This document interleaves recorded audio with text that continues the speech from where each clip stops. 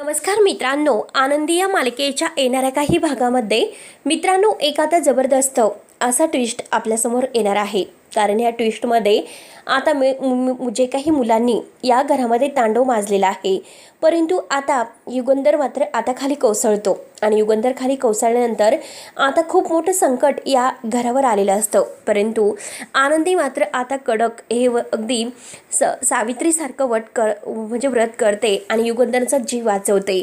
युगंधर आणि मुलांना परत ती एकत्र करते आणि मुलामध्ये जे गैरसमज झालेले आहे तर ते सगळे गैरसमज आता तिचं आणि युगंधरमध्ये असणारं जे सत्य आहे तर ते सत्य मुलांसमोर सांगते आणि मुलांसमोर सांगून सगळ्या सत्याचा ती उलगडा करून शेवटी आता मुलं हे आता युगंधरची माफी तर मागतातच, परंतु युगंधर आता ज्या धक्क्यामध्ये पोहोचलेला आहे तर त्यातून मात्र आनंदी अगदी त्याला सावरते. सगळ्यातून आता हे सगळं काही छान होऊन आनंदीने मात्र आता युगंधरला खूप म्हणजे मस्त बरं केलेलं असतं. परंतु आता जे सत्य आज मुलं युगंधरला सांगणार आहे, कारण आनंदीच्या बाबतीत असणारं जे सत्य, कारण आनंदी आता प्रत्येकाला दृष्टी देण्याचं कार्य करत असते. आनंदीला दृष्टी नाही, जे काही सत्य आहे तर ते मुलं आता म्हणजे त्यांच्या वडिलांसमोर बोलून जातात आणि जे सत्य आता युगंधरला माहिती होतं आणि त्या सत्यातून मात्र मुलांनी आता एक असा निर्णय घेतलेला असतो की आनंदीसाठी आनंदीच्या डोळ्यांचं ऑपरेशन करायचं.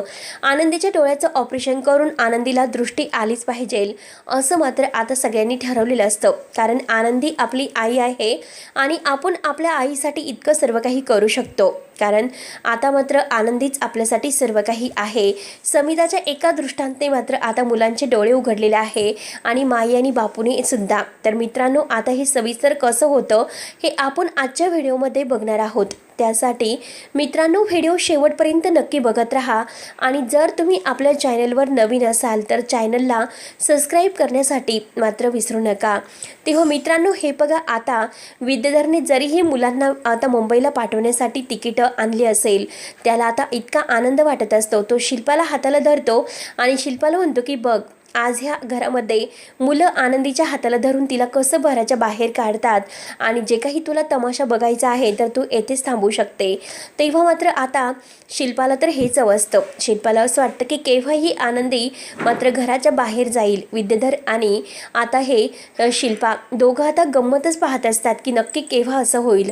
मुलांना त्यांनी बोलावून घेऊन हे सत्य जरी सांगितलेलं असलं पण तरीसुद्धा आनंदी चलक असते. आनंदीच्या हातामध्ये आणि डोक्यामध्ये अशी काहीतरी कला असते, ती बरोबर आता सर्व व्यवस्थित हँडल करून घेते. पण आता युगंधरवर हे सगळं बेतलेलं आहे, यामुळे शिल्पाला विद्याधरचा फार राग येतो आणि ती विद्याधरलाच आता अगदी कानफडात देऊन बोलत असते आणि म्हणते की हे बघ, हे सर्व करण्याची गरज नव्हती. आज बघितलंस ना, त्या आनंदीच्या बाबतीत काही झालेलं नाही, परंतु आपल्या युगंधरला सर्व काही सोसावं लागलेलं आहे. पण तरीसुद्धा आनंदीने मात्र आता युगंधरला सगळं काही व्यवस्थित हँडल करून या सगळ्या धक्क्यातून बाहेर आणलेलं असतं आणि मुलं आणि आता हे यांच्यामध्ये आणि युगंधरमध्ये जे गैरसमज झालेले आहे तर ते गैरसमज सगळे व्यवस्थित दूर केलेले आहे. पण आता मुलांना एक गोष्ट रिअलाइज होते, कारण आनंदी जेव्हा घर सोडून जायला निघलेली असते, परंतु आता जेव्हा ती घर सोडून जायला निघते युगंधर तिला थांबवतो, परंतु आनंदी म्हणते की नाही, ज्या दिवशी मुलं माझा स्वीकार करतील त्या दिवशी मात्र मी या घरात पाऊल ठेवेल.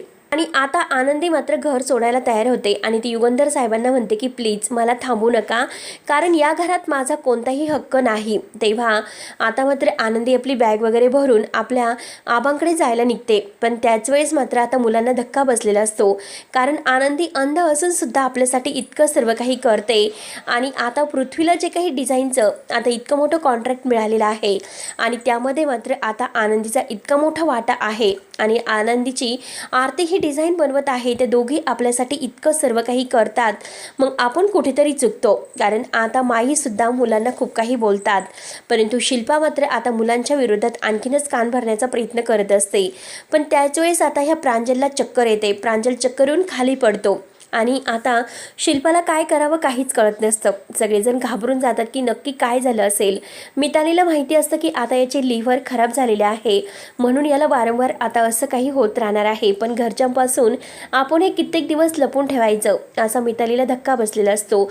म्हणून ती आता पृथ्वीला सगळं काही सांगण्याचं ठरवते. त्यानंतर आता पृथ्वीला हे ऐकल्यानंतर धक्का बसलेला असतो आणि तो प्रांजलला खूप काही बोलतो. त्याला खूप टेन्शन आलेलं असतं. आता त्याला असं म्हणजे रिअलाईज होतं की आनंदी येथे असायला हवी होती.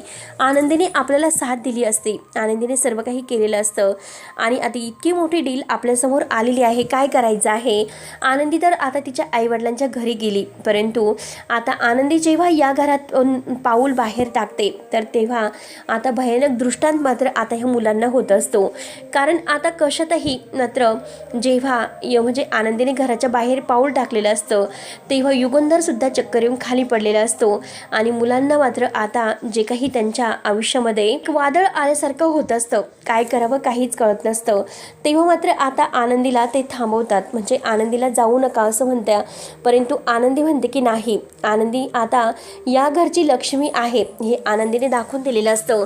कारण आनंदी बाहेर गेल्या क्षणी मात्र शिर्केंचा फोन आलेला असतो. कारण कंपनीच्या गोडाऊनला मात्र खूप मोठी आग लागलेली असते. आता हे ऐकल्यानंतर युगंधरला फार मोठा धक्का बसतो. युगंधरच्या आता पुन्हा म्हणजे त्याला एक असं धक्का बसलेला असतो.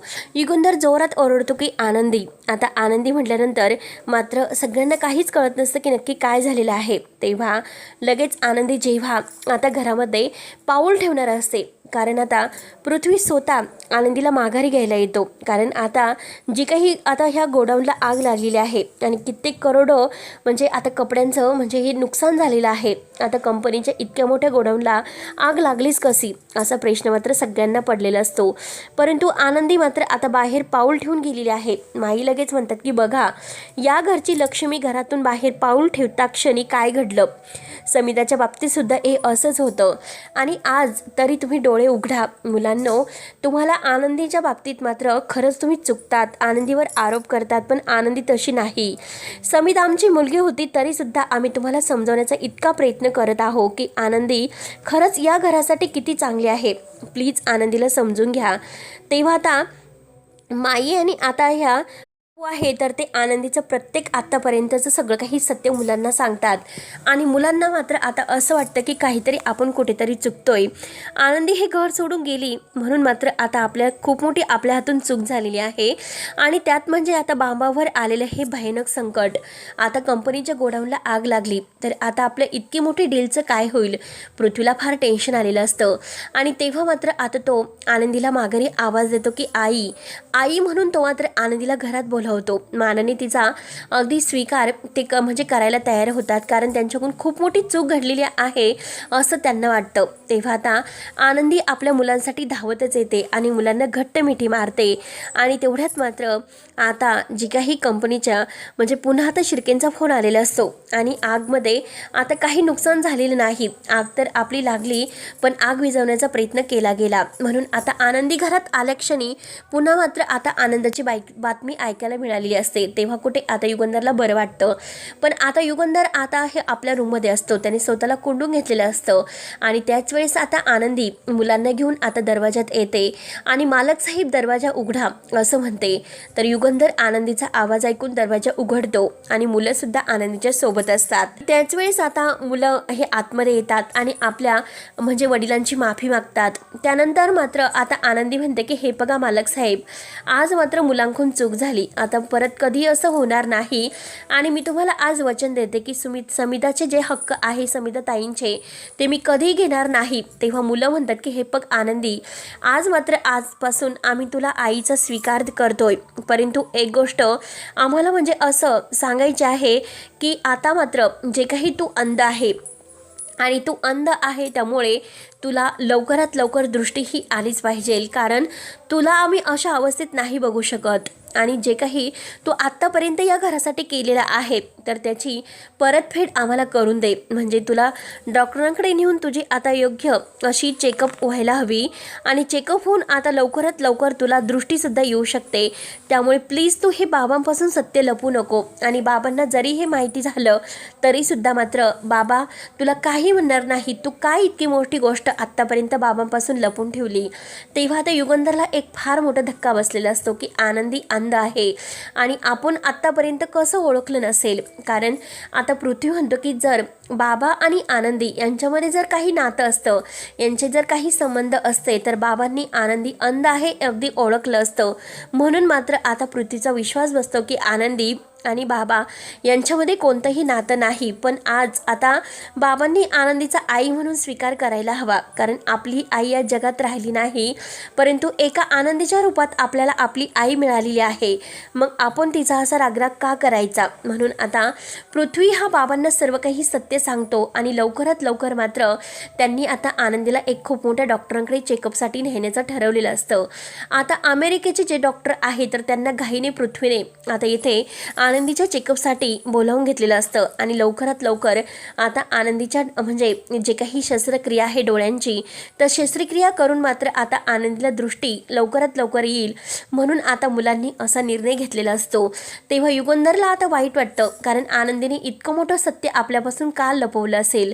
तेव्हा आता आनंदी आता जेव्हा एकटे असते तर युगंधर तिला विचारतो की आनंदी तू माझ्यापासून इतकं मोठं सत्य का लपवलेलं आहे. तेव्हा आनंदीला शिल्पाच्या बोलण्याचा आता आठवण होते. कारण आनंदी अंध आहे हे जे सत्य आहे तर ते युगंधरला कळायला नको आणि असं शिल्पाने मात्र आनंदीला धमकावलेलं असतं. म्हणून आता इतक्या दिवस आनंदीने हे सत्य दडवून ठेवलेलं होतं, पण शेवटी आता ते सत्य मुलांनी उघड केलेलं आहे आणि आनंदीच्या ऑपरेशनचा एक भयानक निर्णय मात्र त्यांनी घेतलेला असतो. आणि यात म्हणजे आता आनंदीला दृष्टी यायलाच हवी असं सक्सेस जे काही ऑपरेशन आहे तर ते करण्याचं ठरवलेलं असतात. त्यासाठी लाखो रुपयांचे आता खर्च करायला युगंधर आणि मुलं आनंदीसाठी तयार असतात. तेव्हा आता सगळे मुलं एकजुटीने एकत्र येतात आणि आपल्या वडिलांची माफी मागून शेवटी त्यांनी आता आनंदीच्या ऑपरेशनचा हा निर्णय घेतलेला आहे. तेव्हा मुलांना आता एक गोष्ट कळून चुकलेली असते की आनंदी जेव्हा घराच्या बाहेर जाते तेव्हा इतका मोठा आता आपल्या घरामध्ये अपशकुन घडत आहे आणि हा तर आपल्या आईचाच एक दृष्टांत आहे. तेव्हा मित्रांनो आता पुढे नक्की काय होणार आहे हे बघायला विसरू नका. तोपर्यंत धन्यवाद.